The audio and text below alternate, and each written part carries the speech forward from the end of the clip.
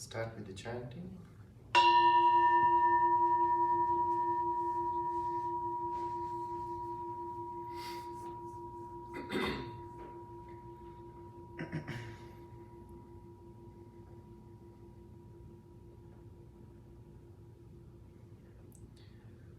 Namo tassa bhagavato arahato samma sambuddhassa. Namo tassa bhagavato arahato samma sambuddhassa. Namo tassa bhagavato arahato samma sambuddhassa. Buddham saranam gacchami, dhammam saranam gacchami, sangham saranam gacchami, dutiyampi buddham saranam gacchami, dutiyampi dhammam saranam gacchami, dutiyampi sangham saranam gacchami, tatiyampi buddham saranam gacchami, tatiyampi dhammam saranam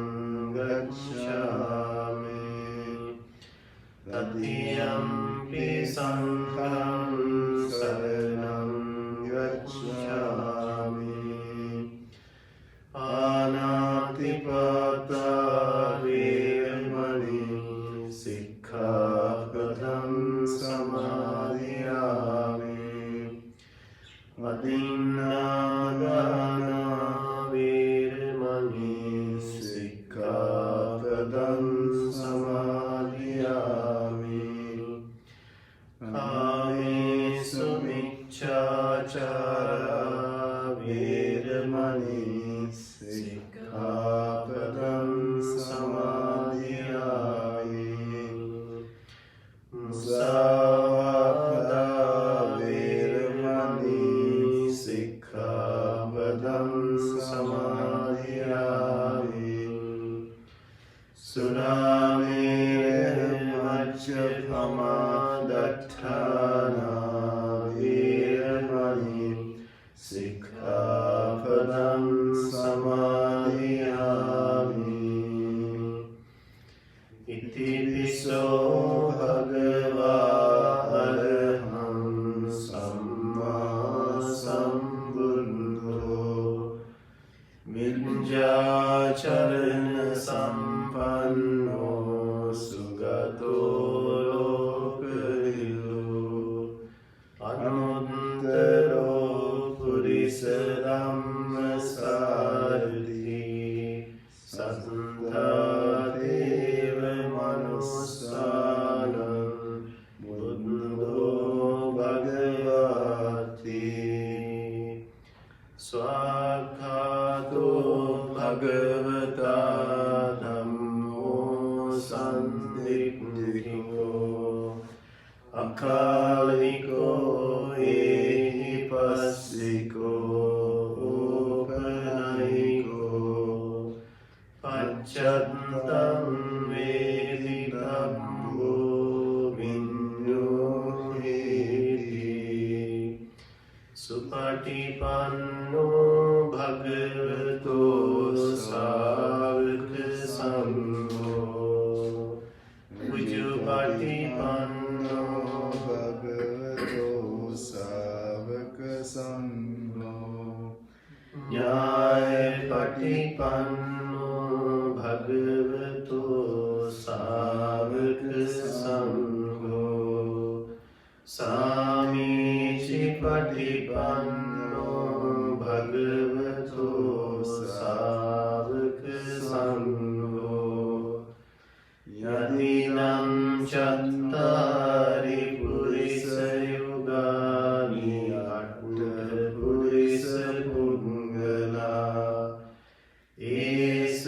Bhagavato Sāvaka Sangho Ahuneyo Pahuneyo Dakineyo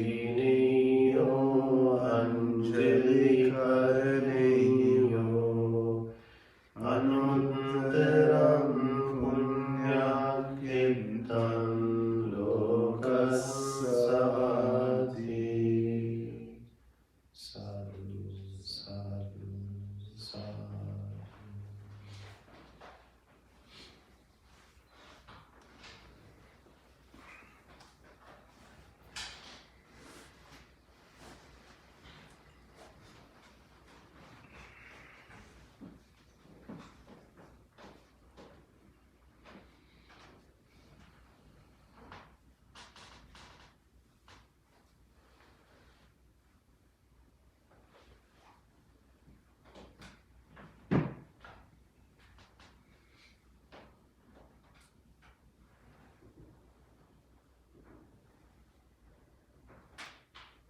Let's practice mindfulness for a couple of minutes.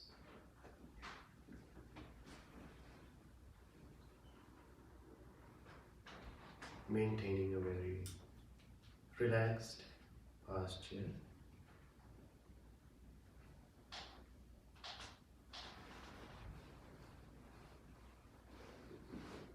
Understanding your posture the way you are seated.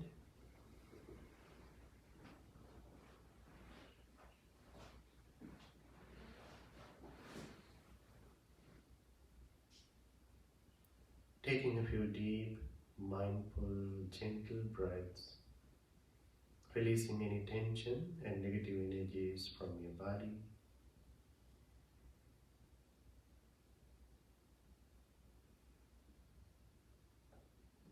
You may bring your total attention to your inner experience, to your body and mind.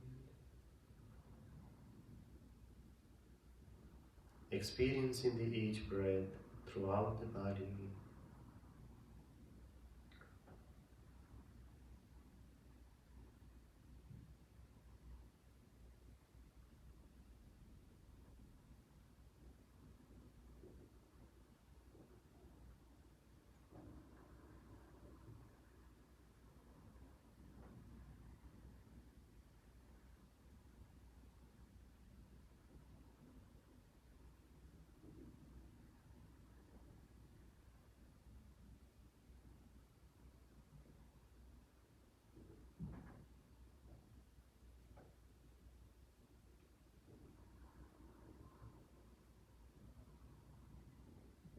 With a very happy mind, with a peaceful mind, let's practice loving kindness, radiating our loving, compassionate thoughts towards all beings in the world, in the universe, in all directions,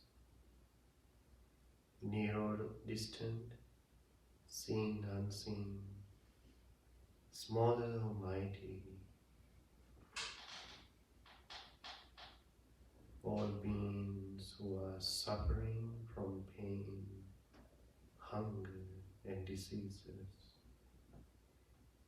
All beings who are in peace and happiness.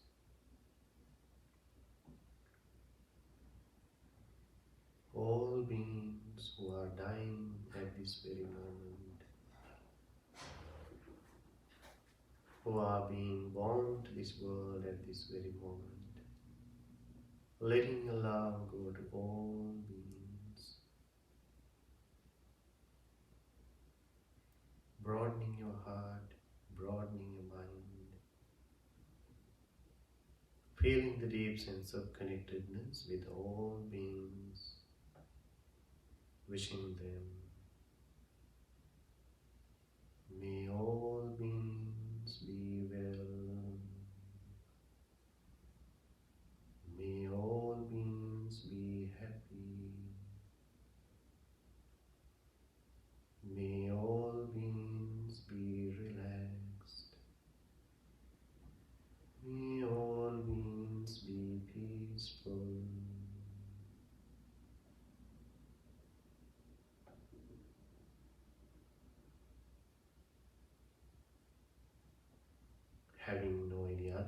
thoughts in between, these loving, compassionate thoughts, without letting your mind wander into the past or to the future, filling your entire mind with the thoughts of love.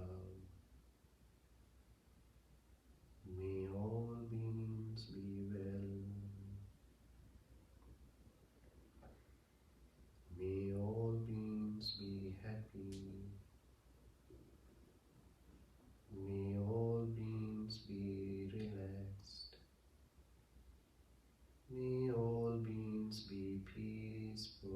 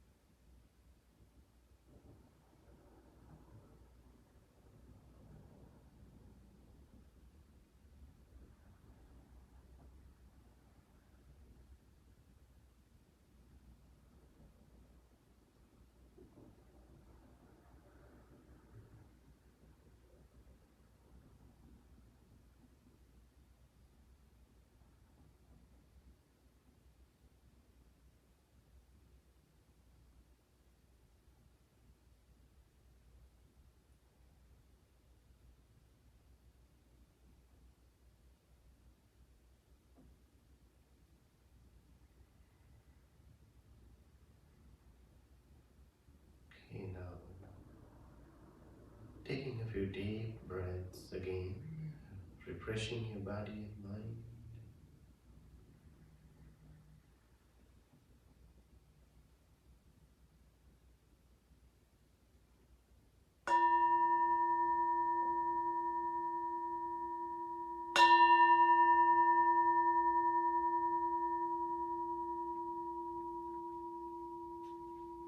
You may open your eyes.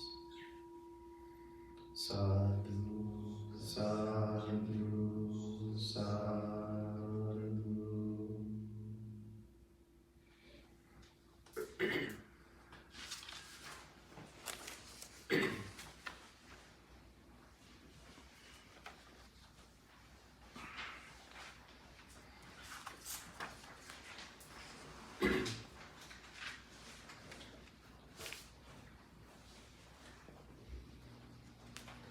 Everybody has a paper? Can you pass that?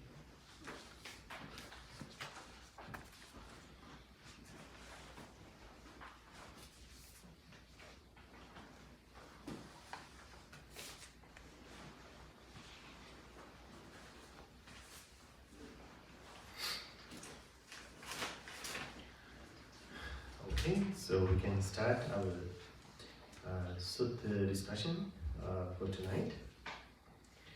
I selected the Kukkurawathiya Sutta, the dog duty ascetic. The sutta comes in the Majjhima Nikaya. It's the 57th discourse. This is also one of the very popular discourses. This sutta teaches about the Buddha's teachings on the karma. The theory of karma is different aspects, so we can see how it goes. Okay. Thus have I heard, on one occasion, the Blessed One was living in the Kolian country. There is a town of the Kolians called Halidvasana. Halidvasana, that's the name of the town. Then Punna, son of the Kolians and an ox deity ascetic, and also Seniya, a naked, dark deity ascetic, went to the Blessed One. And Punna, the ox deity ascetic, paid homage to the Blessed One and sat down at one side, while Seniya, the naked, dark deity ascetic, exchanged greetings with the Blessed One. And then the courteous and amiable talk was finished. He too sat down at one side, curled up like a dog. When Punna, the ox deity ascetic, sat down, he asked the Blessed One, Venerable Sir, this naked dog deity ascetic, Seniya, does what is hard to do. He eats his food when it is thrown on the ground. That dark deity has long been taken up and practiced by him. What will be his destination? What will be his future course? So, these are two individuals who practice this special training. This is one of the places where different traditions, ascetic groups, asceticisms were explained in the Tripitaka. During the time of the Buddha in India, as we know, there were so many religions, the spiritual groups, teachers. There were certain beliefs, there were certain practices, having different goals, different understandings, different views. Okay, so among them, these trainings actually were there. They were actually part of the asceticism during that time in India. It was very popular too, and it was very respected by the ordinary society, because they were not easy to practice. They were not simple, they were hard, as they themselves explained to the Buddha.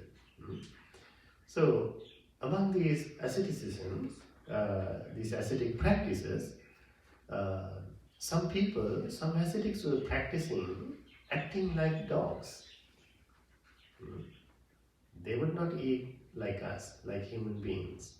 They would eat when their food is thrown on the ground, or they would not drink as we drink water, or they would not even wear clothes, just like dogs. They are naked. So exactly the behavior of a dog. Okay. So the name of this sutta, Kukkurawathiya, Kukkura in Pali is the dog, the Kukkura.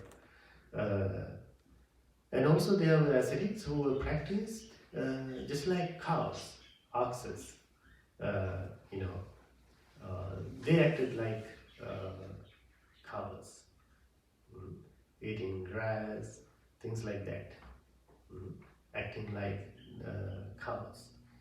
And even some ascetics were practicing like gods. God? Animal god? God, yeah. So they were called a vrata in Sanskrit. Ajavrata, Govrata, Sunakavrata, like that. So they were acting like these animals. Even though they were human beings, they were acting like these animals. The idea behind these practices were actually also their final attainment. They believe that acting like these animals is a kind of self-torturing, like not giving any pleasure to themselves, even though they could live a very comfortable life. They choose to give suffering to this body, this life. And the intention of doing that was to end all the karmas. They believe by self-torturing, they can end all the previous karmas and attain enlightenment. Or they could end all the suffering. So with that purpose, with that intention, they gave all this suffering to their body, to their life. So it's a lot of sacrifice, as you can see. It's not easy. Therefore, many people in that society respected them, even offered things. They worshipped them. They considered them to be highly spiritual people. So they venerated them. So there were so many people practicing like these animals. So the other practices also were there, like they would do headstanding inside a fire circle. So these kind of weird practices, sleeping on the nail beds, things like that. So the idea was to attain higher levels of this spirituality by giving the pain, suffering to their physical body, to their life. So, as we know, Buddha,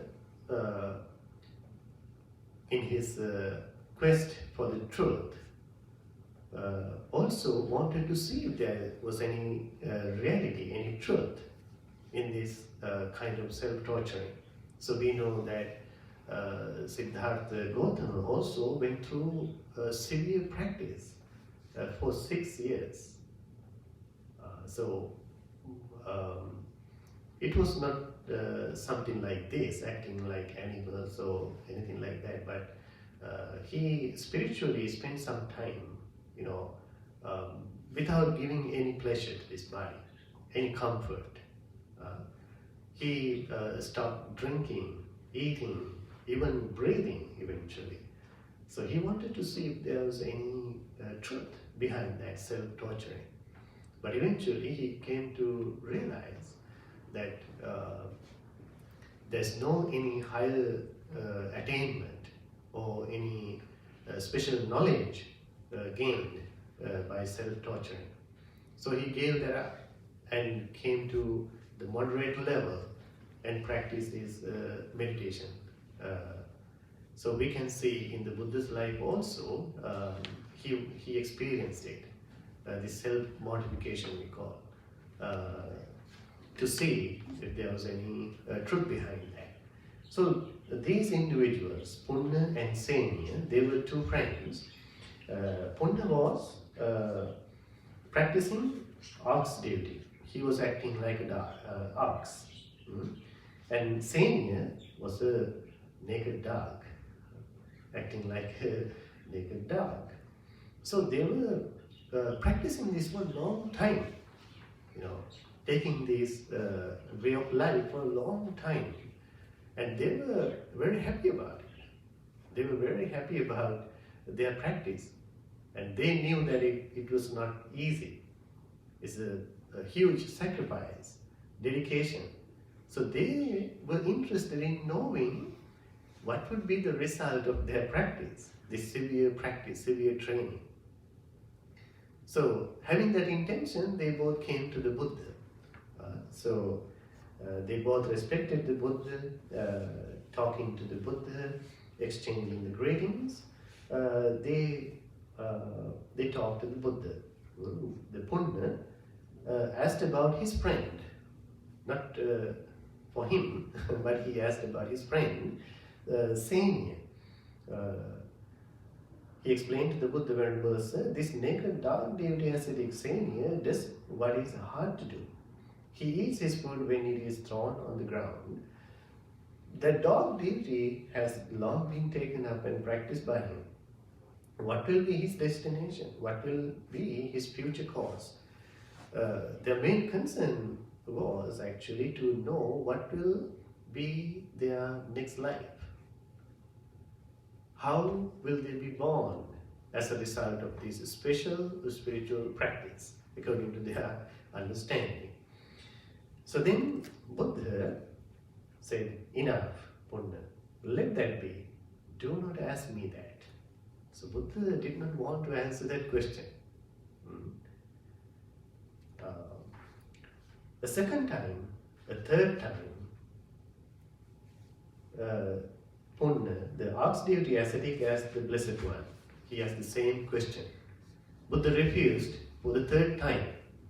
So he insisted the Buddha to answer that question. So they were very interested in knowing that.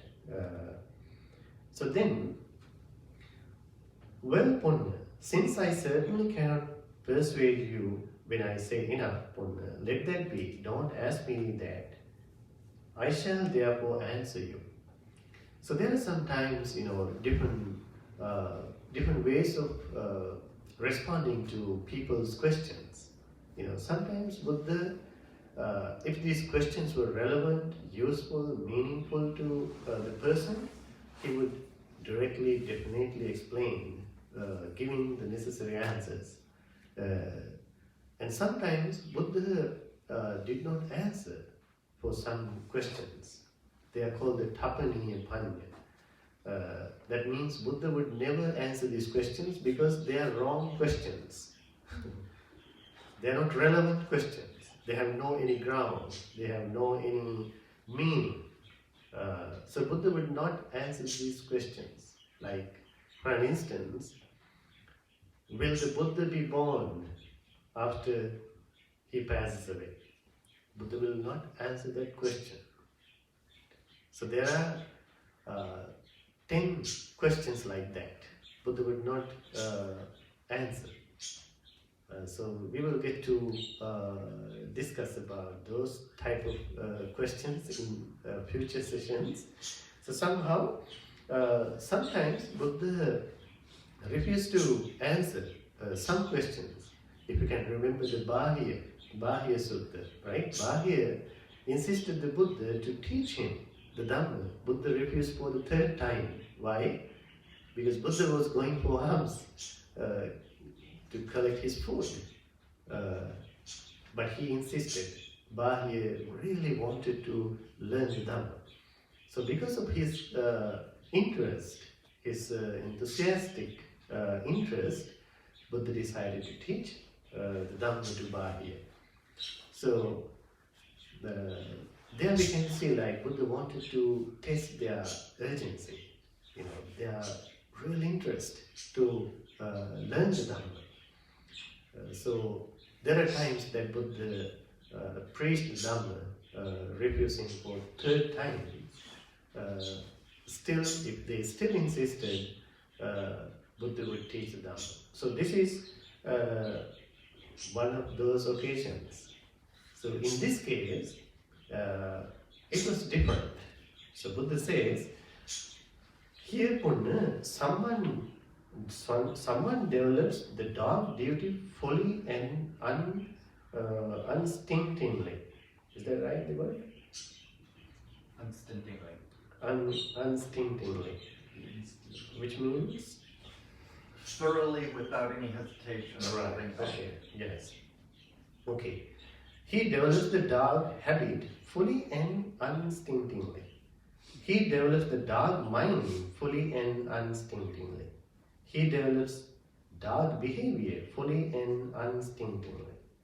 Having done that, on the dissolution of the body, after death, he reappears in the company of dogs. But if his view is such as this, by this virtue or duty or asceticism or religious life I shall become a great dog or some lesser dog, that is wrong view in his case. Now there are two destinations for one with wrong view. I say, hell or the animal form. So Punna, if his dog duty is perfected, it will lead him to the company of dogs. If it is not, it will lead him to hell. This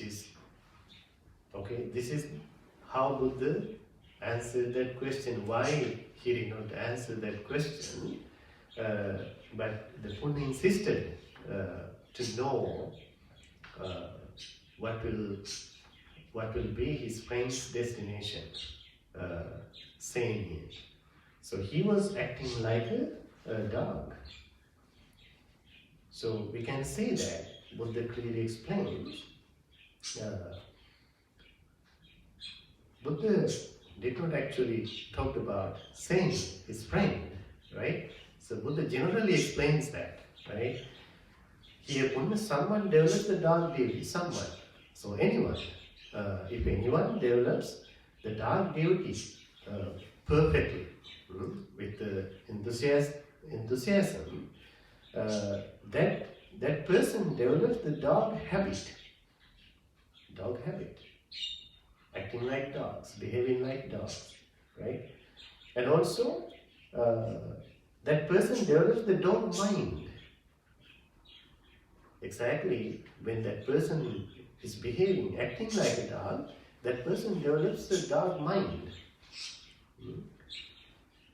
And also, he develops dog behavior.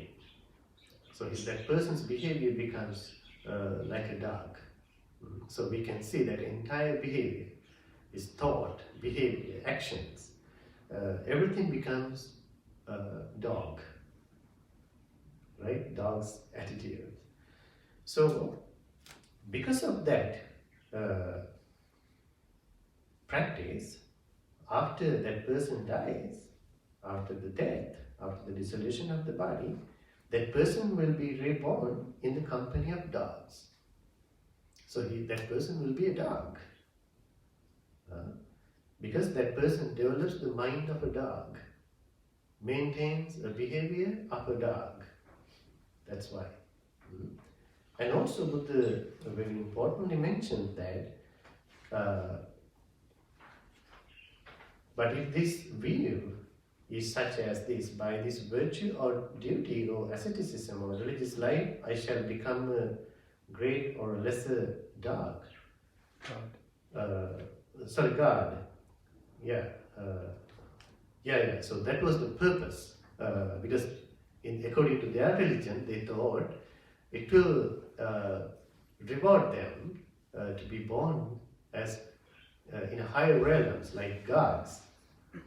That's what they believe. So Buddha says, if they believe that, if they believe just like acting, behaving like dogs, they can be born as gods, deities. This is higher beings. So Buddha says that is wrong view in this case. It is wrong, Buddha says. It is not the case. It doesn't happen that way. Now, there are two destinations for one with wrong view. So this is also very important teaching of the Buddha. For anyone who is having the wrong view, we call them the Miccha Ditti, wrong views. There are two destinations for such individuals. What two? Hell or the animal kingdom. They will be born as animals or in the hell. These two destinations they should wish, they need to expect. So, therefore, Buddha says, so Punna, if his dog duty is perfected, it will lead him to the company of dogs. If it is not, it will lead him to hell. So either of these destinations will be for his friend. When this was said, Seniya, the naked dog duty ascetic, wept and shed tears. Then the Blessed One told Punna, son of the Kaulians and an ox duty ascetic, Punna, I could not persuade you when I said, enough Punna, let that be. Do not ask me that. So when Buddha explained that to Punna, Seniya, his friend, he was so shocked. He was so sad. He started crying. He started crying. So seeing that, Buddha said to Punna, that's why I did not want to answer your question. Now your friend is so sad. He's crying. That's why I did not want to answer your question. So then, when Buddha said, I am not weeping that the Blessed One has spoken thus. Still, this dark duty has long been taken up and practiced by me.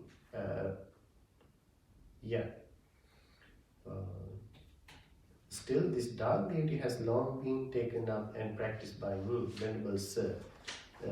There is this Punna. Now, the Seniya is asking for his friend, right? Let that be for me, right? Now, he's asking for his friend. Venerable Sir, there is this Punna, a son of Kaulians, and an ox duty ascetic. That ox duty has long been taken up and practiced by him. What will be his destination? What will be his future course? So he's asking for his friends ascetic practice, like an ox. What would be his destination as a result of this dedicated practice for a long time? And then again, enough Seniya, let that be, do not ask me that. The second time, third time, he also asked the same question for the third time, Buddha refused. And then,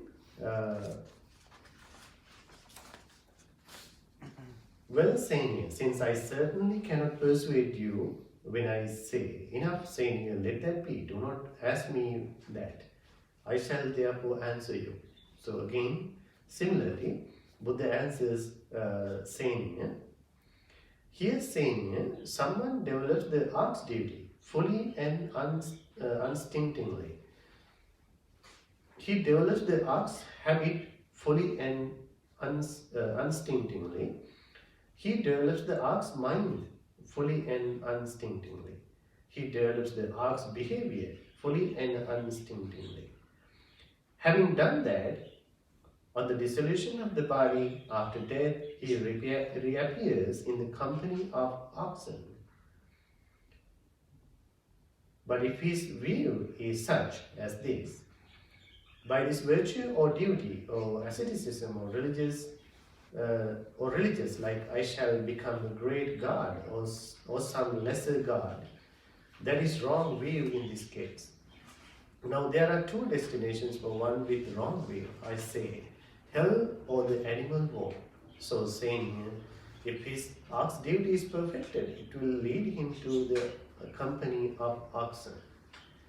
If it is not, it will lead him to hell. So it was the same story, same explanation by the Buddha. Because his friend Punna was following a life of an ox. So therefore he is developing the ox habit perfectly, and he is practicing and developing the ox mind perfectly, and that person, that Punna, is developing the ox behavior. So we can see that that person is totally becoming an ox. Mm. So as a result of training that attitude, Buddha says, the Punna will be born as an ox. Or because of his wrong view, he will be born in the hell. So these two choices are there for this person.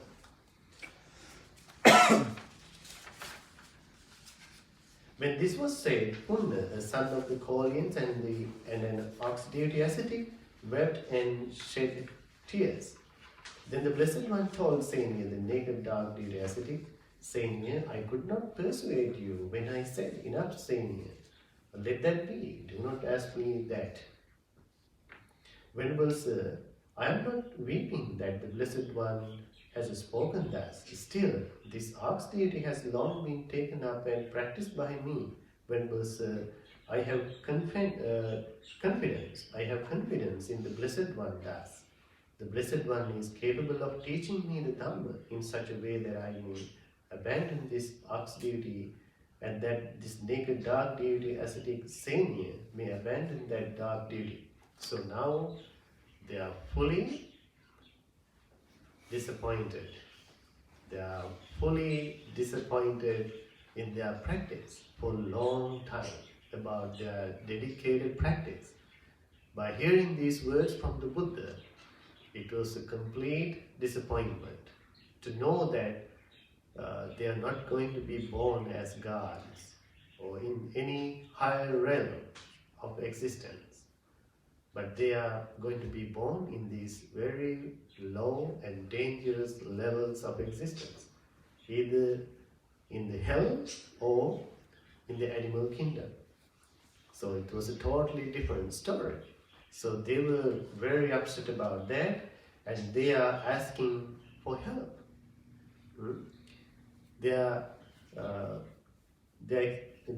explaining that they have the confidence in the Blessed One, the Buddha, and also they trust that the Buddha could teach them the Dhamma so that they can get rid of these meaningless, this unimportant practices, this asceticism. Then Punna listened and heed well what I shall say. Yes, Venerable Sir, he replied. The Blessed One said this. So this is an important part. So now Buddha is teaching the Dhamma to Punna and Seniya, these two friends, two ascetics. Punna, there are 4 kinds of karma proclaimed by me after realization, myself with direct knowledge. What are the 4? There is dark karma with dark ripening. There is bright karma with bright ripening. There is dark and bright karma with dark and bright ripening. And there is karma that is not dark and not bright, with neither dark nor bright ripening, that conduces to the exhaustion of karma. Okay, so Buddha says, as I became a Buddha, in my deep realization of the truth, this ultimate truth, I realized that there are 4 types of karmas. There are 4 types of actions in the world, in the universe. So then Buddha explains what are these karmas are. What is dark karma with dark ripening? Here someone produces a karmic bodily process with affliction. He produces verbal process with affliction. He produces mental process with affliction. By so doing, he reappears in a world with affliction. When that happens, afflicting contacts touch him. Being touched by these, he feels afflicting feelings, entirely painful as in the case of being in hell. Thus, the being's reappearance is due to a being he reappears owing to the karmas he has performed. When he has reappeared, contacts touch him. Thus I say, are beings heirs of their karmas. This is called dark karma with dark ripening. So this is the dark karma or the negative karmas, evil actions.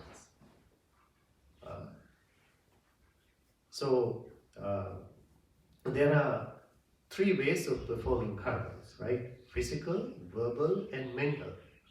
So when there is negative intention behind these actions, they produce negative karmic consequence, the karmic result, karma vipaka. So as a result of these negative karmas, negative actions, they will be born in painful places, painful lives, or lower levels of existence, just like animal kingdom or in hell, full of suffering, pain, and going through all these negative conditions. So this is what Buddha explains about the dark karma, negative karmas, as a universal law. Okay. And what is bright karma with bright ripening? Here someone produces bodily process not with affliction. He produces verbal process not with affliction. He produces mental process not with affliction. By doing so, he reappears in a world with affliction, without affliction. When that happens, unafflicting contacts touch him. Being touched by these, he feels unafflicting feelings entirely pleasant, as in the case of the Subha kingdom, the gods of refulgent glory. Thus, a being's reappearance is due to a being. He reappears owing to the karmas he has performed. When he has reappeared, contacts touch him. Thus, I say, are beings heirs of their karmas. This is called bright karma with bright ripening. So this is about the positive karmas, good karmas, wholesome actions, based on wholesome intentions, good thoughts, positive thoughts, intentions. So they always produce positive karmic results. So this is what happens when that person is born. The positive things come on his way. All the pleasurable things will be experienced. All beautiful things, pleasant things.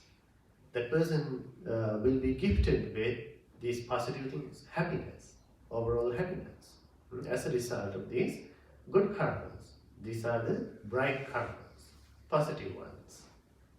Okay. What is dark and bright karmas? So, for the example was actually there were some heavenly realms that there are no suffering at all. When they are born in these heavenly realms, they are filled with happiness, joy, no suffering at all. In this divine existence, heavenly realms, they are born as a result of their powerful good karmas, positive wholesome karmas. So what are the dark and bright karma? With the dark and bright ripening, here someone produces a bodily process both with affliction and not with affliction. So this is a mixed karma, right? As we can see, someone produces, someone practices actions with affliction and without any affliction. So both karmas, positive and negative karmas, white and bright karmas, good and bad karmas, the both. So doing so, he reappears in a world without affliction. When that with that affliction, by doing so, he reappears in a world both with and without affliction. As a result of these two types of karmas, that person is born in a world with both, with affliction and without affliction. When that happens, both the afflicting and unafflicting contacts touch him. Being touched by these, he feels afflicting and unafflicting feelings with mingled pleasure and pain, as in the case of human beings. So human beings are like us. We perform both types of karmas, good and bad, positive and negative, black and white, right? Wholesome and unwholesome karmas. So that's the nature of the human beings. And also Buddha says, and some gods, and some gods and some inhabitants of the states of deprivation. So we can see in the human world, people are producing both kinds of karmas. They are not all bad. They are not always positive either. They always perform two types of karmas, good and bad. That's why we can see, as human beings, we are going through different kinds of experiences in our life, right? We are not suffering all the time, and we are not happy all the time either. Because that is the result of performing these mixed karmas. Mixed karmas. So we have to go through different levels, different experiences. So our conditions, when we experience our normal world, from time to time we have to go through these ups and downs. It is not the same always. There are differences. And what is neither dark nor bright karma, with neither dark nor bright brightening, that leads to the exhaustion of the karma. This is a special kind of karma. They are neither dark nor bright. They are not bright or the dark, or they are not positive and negative. They are neither wholesome nor unwholesome. Right? This is a special kind of. As to these three kinds of karma, any volition in abandoning the kind of karma that is dark with dark ripening, any volition in abandoning the kind of karma that is bright with bright ripening, and any volition in the abandoning the kind of karma that is dark and bright with dark and bright ripening, this is called neither dark nor bright karma with neither dark nor bright ripening. So what are these karmas? They don't fall under the previous categories. There are actions, there are karmas that do not fall into these categories, but they are unique karmas. They are special karmas. Maybe they don't have any consequences, right? The karma is always a theory that produces a equal or opposite reaction, a result, consequence. But in this special type of karma, in the Dhamma it is called, in the Sankhara explanation, Buddha says, Punyavi Sankhara, Apunyavi Sankhara, and Aninjavi Sankhara. Aninjavi Sankharas are the neither dark nor bright karmas. So those are the karmas of an enlightened person, enlightened being. Because it explains here abandoning of volition.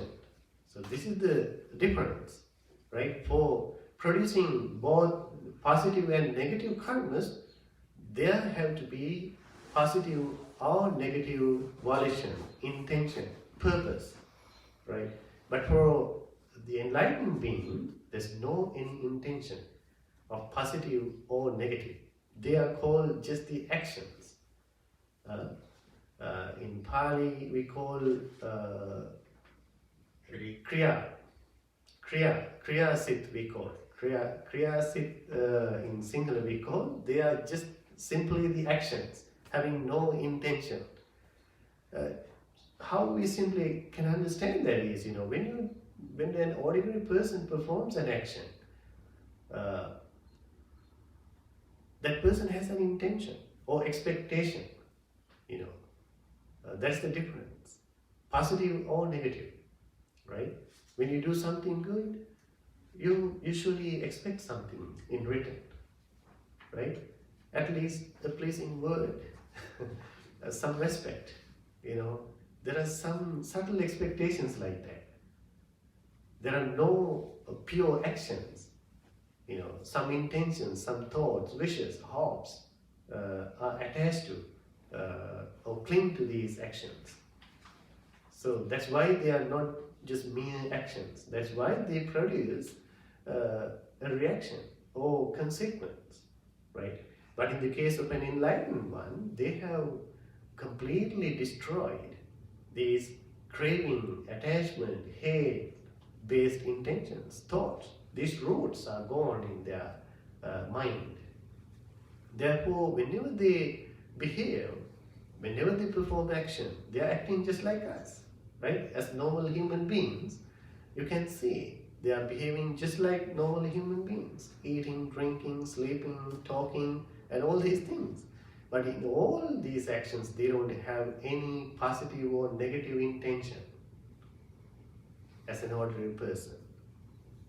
That's why they do not gain any karmic consequence in the future or right there. That's why we call it the ending of all the karma. It's a special teachings in the Dhamma. Enlightenment is explained, defined as ending of all the karmas. As a result of that, that person is not going to be born again anywhere. Because we are born as a result of our own karmas, positive or negative or the both karmas, right? So the enlightened one has completely ended all the karmas, so that there will no rebirth for that person. So that is due to the complete understanding, the realization of the truth, the Four Noble Truths, anicca, dukkha and anatta. So in these deep realizations, they have no any intentions whenever they perform actions, right? So that is what Buddha explained. So these are the four kinds of karma proclaimed by me after realization myself with direct knowledge. So this is very important. With direct knowledge that Buddha had experienced that for himself, right? At the time of his enlightenment, he observed, he surveyed the world, the universe, including his own existence, how these beings are born again and again, going through this circle of birth and death as a result of their own karma. So he had this direct knowledge, direct realization, understanding. So having seen this truth, reality, the Buddha explained that to the people, to the world. So in this case for Seniya and Punna.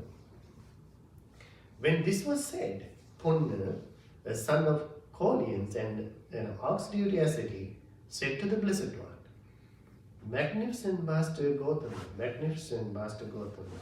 the Dhamma has been made clear in many ways by Master Gautama, as though he were turning upright what had been overthrown, revealing the hidden, showing the way to one who is lost, holding up a lamp in the darkness for those with eyesight to see forms.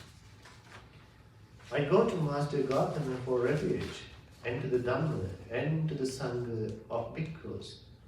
From today, let Master Gautama remember me as a lay follower who has gone to him for refuge for life. So now, listening to the Buddha's teachings, he developed such a faith, confidence in the Buddha, in his teachings and his noble community of Sangha, the spiritual community, and he confessed that he proposed that he would be a lay follower of the Buddha.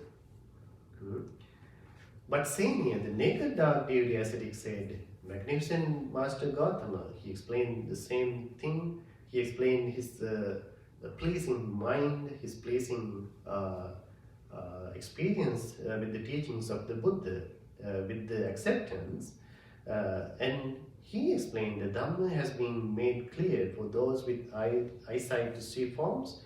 I go to Master Gautama for refuge, and to the Dhamma and to the Sangha of bhikkhus. I will receive the going forth under Master Gautama and the full admission.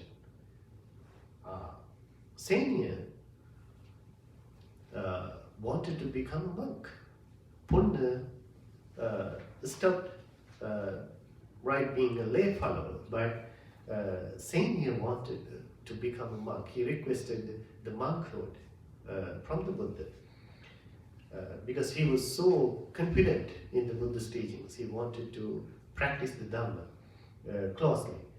Then Buddha said, Seniya, one who belonged formerly to another sect and wants the going forth and the full admission in this Dhamma and discipline,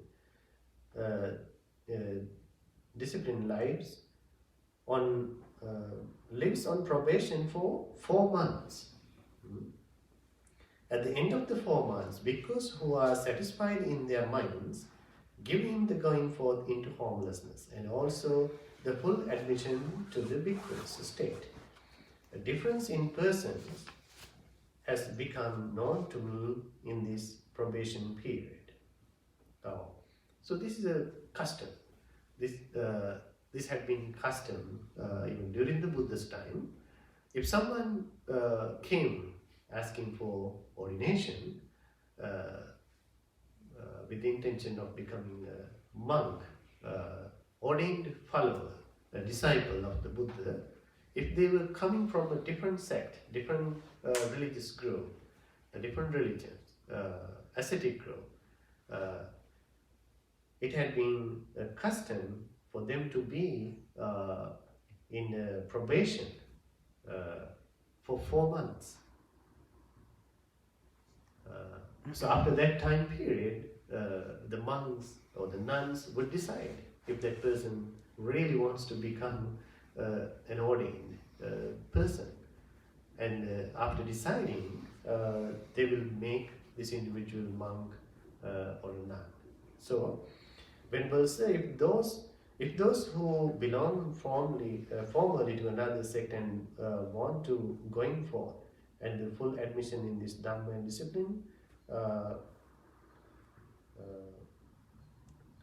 discipline, live on probation for 4 months, and at the end of 4 months, bhikkhus who are satisfied in their minds give them the going forth into formlessness and the full admission to the bhikkhu's state. I will live on probation for 4 years, and at the end of the 4 years, let bhikkhus who are satisfied in their minds give me the going forth into formlessness and the full admission to bhikkhu's state. So he completely agreed to that idea, that solution from the Buddha. He completely accepted that. He promised the Buddha that he would live on probation for 4 years. So he exactly needed that, the teachings of the Buddha. So he agreed. So, Seniya, the naked dark devotee ascetic, received the going forth under the Blessed One, and he received the full admission. And not long after his full admission, dwelling alone, withdrawn, diligent, ardent, and self-controlled, the Venerable Saint, by realization himself with direct knowledge, here and now, entered upon and abode in the supreme goal of the holy life, for the sake of which clansmen rightly go forth from home life into homelessness. he had direct knowledge thus. Birth is exhausted. The holy life has been lived. What had to be done has been done. There's no more of this to come. And the Venerable Seniya became one of the Arhats. So the Seniya completed his journey in this spiritual path, taking refuge in the Buddha, Dhamma and Sangha. So somehow Buddha's teachings worked for them. So they were very fortunate. So that's the end of the sutta. This is a very special discourse where Buddha explained about different destinations for different individuals who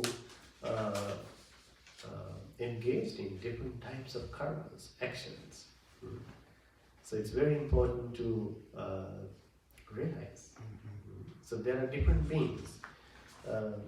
As human beings, we are performing mixed karmas, positive and negative karmas, good and bad, wholesome and unwholesome karmas. So this is a very special teaching about how this existence work. This existence works. How we all are going to be having our own karmic results. There will be consequences for all our intentional karmas. So, and also at the same time, we are the products of our own karmas at the same time. That's why we are going through all these experiences. So among many conditions for things to happen in our life, karma has been one of the major conditions that can define many things that we are going through, that happens to us. So it's very interesting how Buddha explained the theory of karma. It's a very profound teaching. As we can see in the Dhamma, Buddha explains many different classifications about the karma, the theory of karma, how it works, how it influences us, and even how the theory of karma is in relation to the enlightenment. What will happen at the enlightenment to our karmic process? So it's very difficult for an ordinary person to define why this and that happen, for themselves or someone else, because we cannot see what type of karmas they have done in their past. Even in our case, we don't know. We have no knowledge to know. With our normal mind, we have no skills to see our own karmas in the past, right? So therefore people really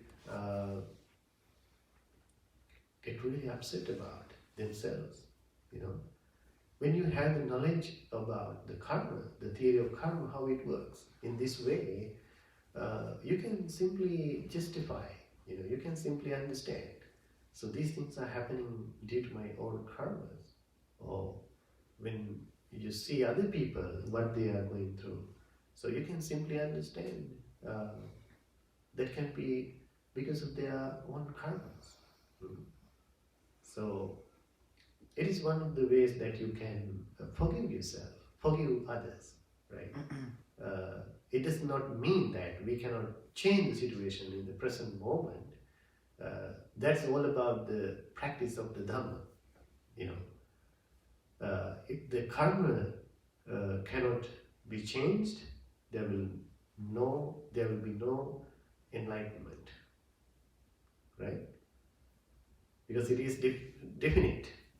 If it is permanent, it is permanent. If it is permanent, we would not be able to attain enlightenment. it is possible to come out of this circle of karma, through the realization, through the realization of the truth, the ultimate reality. That is what Buddha teaches us.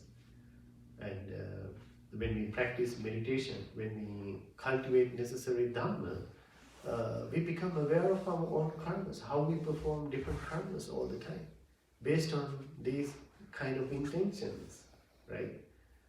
So we watch ourselves, what karmas we are performing. So it will be a great protection. It will be a huge safety for us.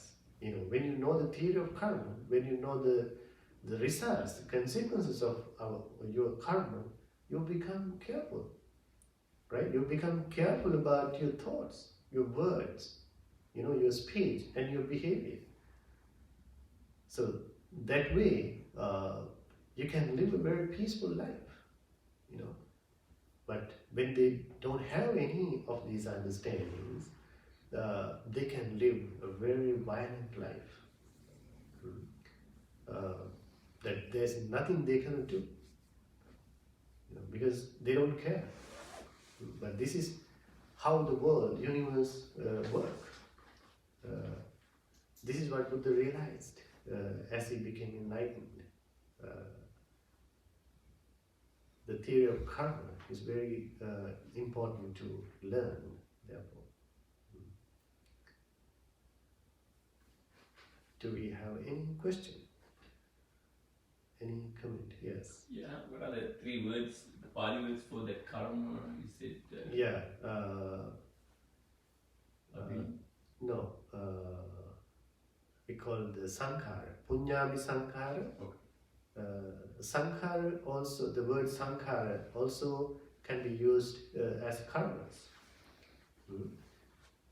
The sankhara means all conditional things. So the karma, the theory of karma is all about conditioning, right? Causes and effects. So in that way, punyami sankhara is the positive karma, good karmas, bright karmas. Apunyami sankhara is the opposite. And aninjami sankhara, indifferent actions, indifferent karmas, right? Neutral karmas, you can say, having no consequences. So those are the 3 types of karmas.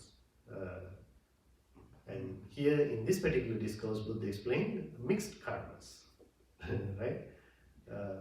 Good and bad karmas, like human beings. We perform mixed karmas.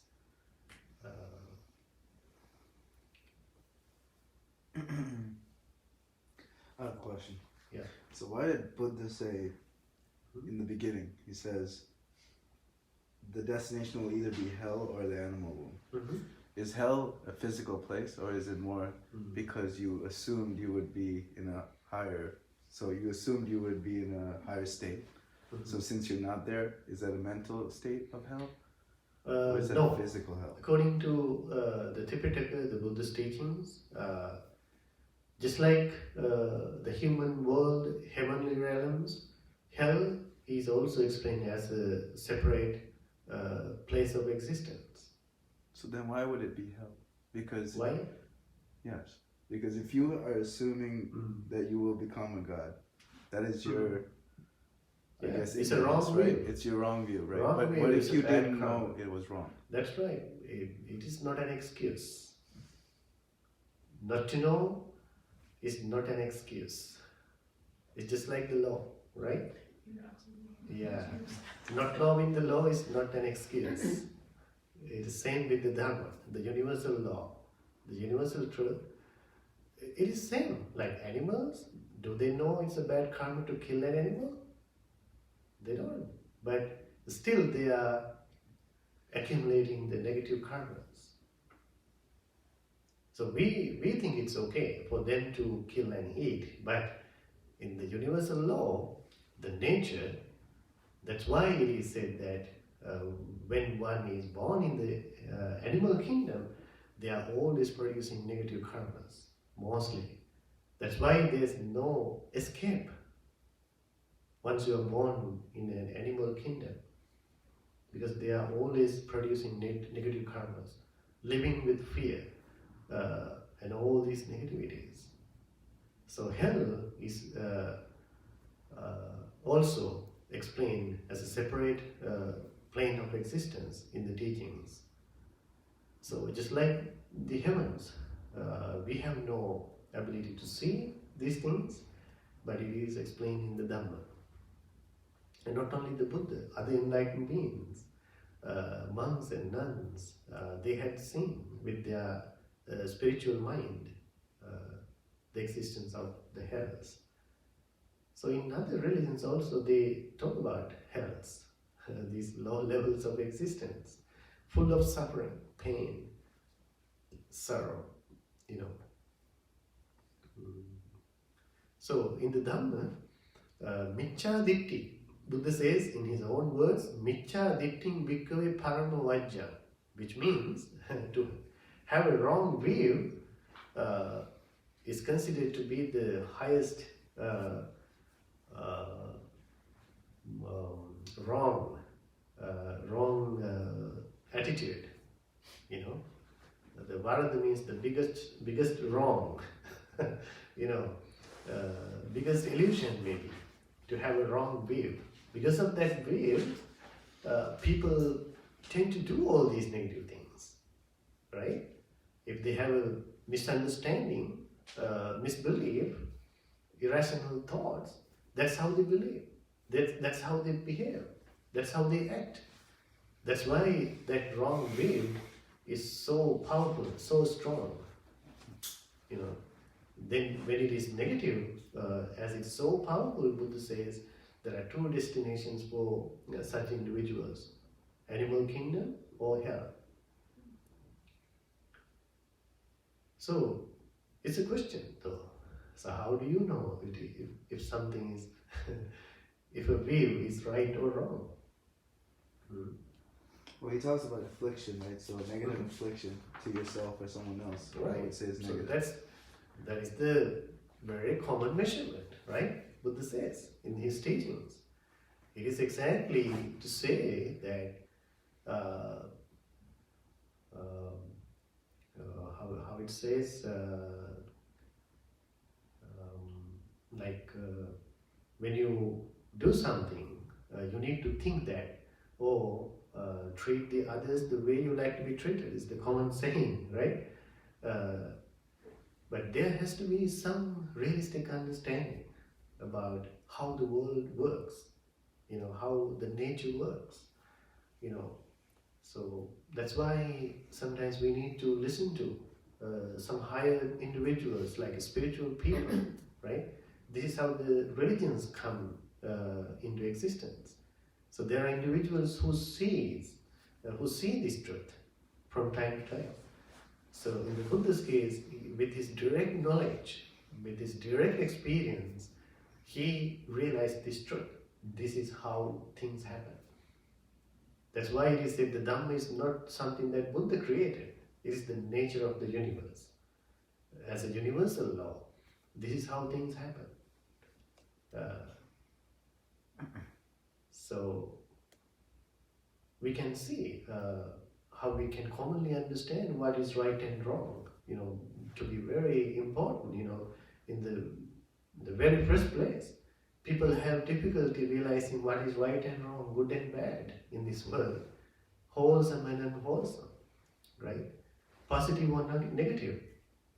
You know, it's a very complex reality for people, right? The way they're raised, where they are educated, you know, is very difficult from person to person. Sometimes religion to religion. It's different, the way they interpret things. So, on top of all these things, we can come to a common understanding, common values, common appreciations, right?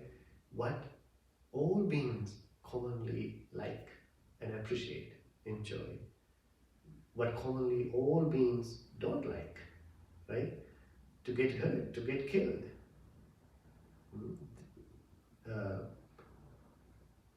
No animal, no one would like to get hurt, to get killed. So we should not do that. we should not commit that. Because I don't like to get hurt. I don't like to get killed, right? So we have to think about the same for others. So Buddha goes into very deeper levels of that. When you know the theory of karma, how it works, how the existence work, how the nature works. So people have different understanding, different views.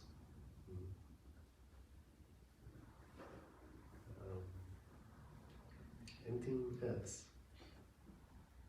So there's always going to be a consequence of karma, If it is positive or negative, right? yes. But it might not necessarily be direct. What do I you mean, like direct? immediate. So Right. right, okay. Is there? And so if you do something unskillful, unwholesome, with wrong view, and you later gain a little wisdom and you realize that this really wasn't the right way to act. Is there like a Repenting. is there like a balancing, or can you make an amends for? Do you know what I'm trying to ask? Right. Yeah. I get what you mean. Like Like, can you do- compensation? Yeah, Kind yeah, kind of make up for and change Like if the someone course of were to things. kill someone else to save another life. Like, well, it's complicated. You can never escape the karmic results, Right. but you can change the karmic results. You can influence the karmic results. The way you live in the present moment. Like if you are really mindful, if you are really smart, intelligent, knowing the Dhamma, the karmic results can be controlled. But there are karmas that even Buddha would not be able to control. They had to go through the consequences, even enlightened beings, like killing his or her own mother and father, things like that. Very strong karmas, no one can escape them. They had to go through the consequences throughout the existence until their final attainment. Even after that, they influence them. So we should not forget that positive karmas are also the same. But minor karmas can be controlled very easily if we are mindful, if we are intelligent, if we are very mindful, especially.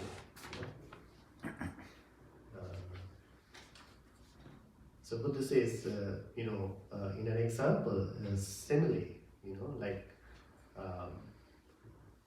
you take a small sample of salt and you put that sample of salt into a big lake, or suppose it's a Michigan River.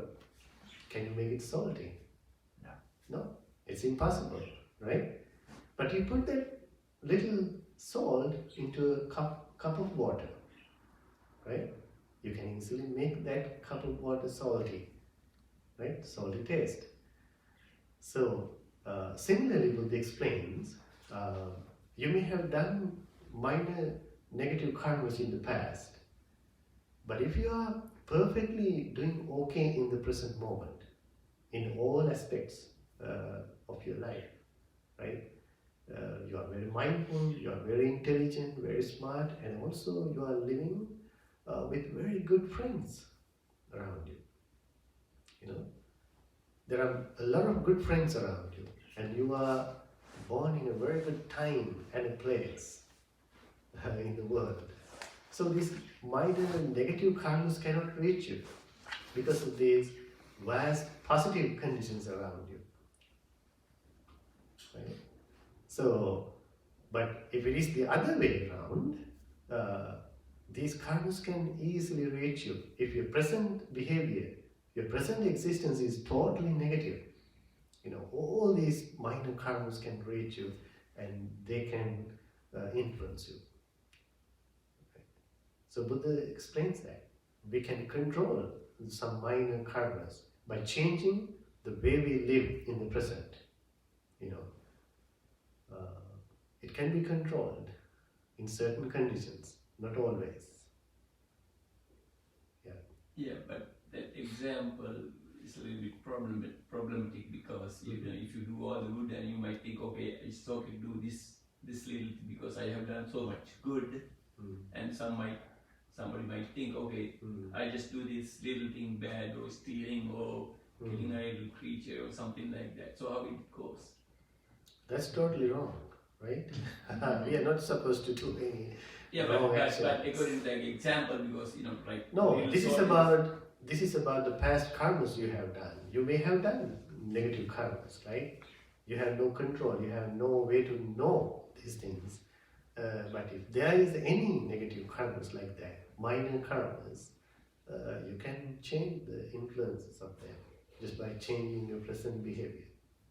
People like that tend to, I guess if you put a little bit of salt in the lake, you don't taste the salt, right? But people like that will tend to keep putting salt into the lake, and eventually the salt will run out. You know, so I feel like it'll. That's what it is, right? You're just influencing what you're doing, Right. or what your state is. Yes. So,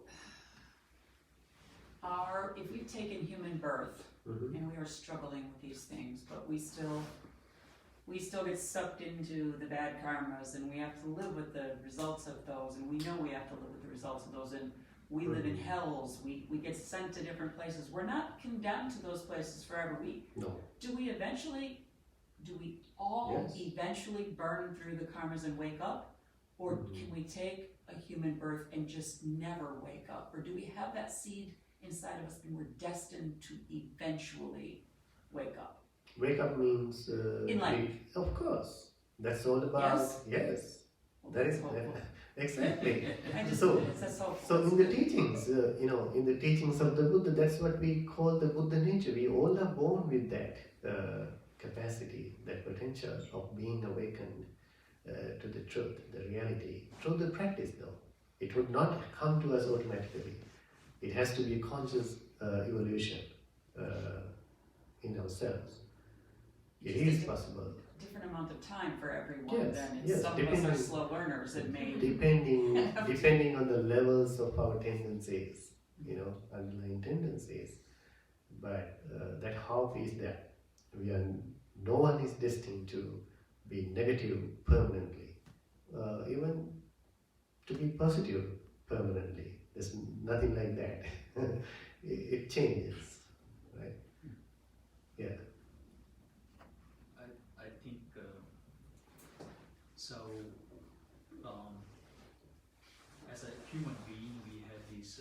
So the dharma is a tool to, suppress all these bad karmas and get into the good, area and ultimately find the enlightenment.